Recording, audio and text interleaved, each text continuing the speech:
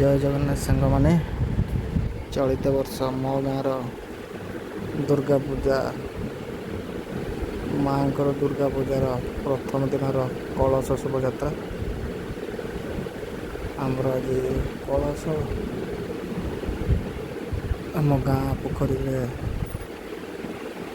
पूजा हुई आसी मंडप रखी पूजा अर्चना 5 दिन धरी करा निमंते आज प्रथम दिन में कलश शोभा यात्रा एवं विभिन्न प्रकार लाइट गेट गाँव में सब साजसजा करा तार किसी झलक आपण देखंतु एवं वीडियो जदि भल लगे लाइक सब्सक्राइब एवं शेयर करंतु। धनंजय झुना ब्लॉग्स यूट्यूब चैनल भाई प्रचुर मात्रा सब्सक्राइब करंतु। आमर मेंबर संख्या बढ़िले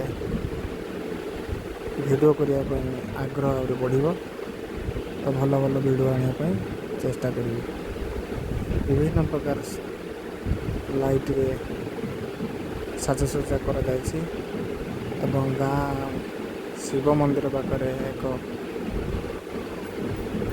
लाइट गेट तोरण प्रस्तुत करा जायछि।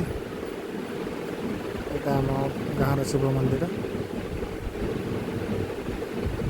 प्रत्येक दिन सकाळु एठी भजन कीर्तन हुए लाइट गेट। थैंक यू वीडियो टी बहुत मात्रा सब्सक्राइब करिए। Thank you.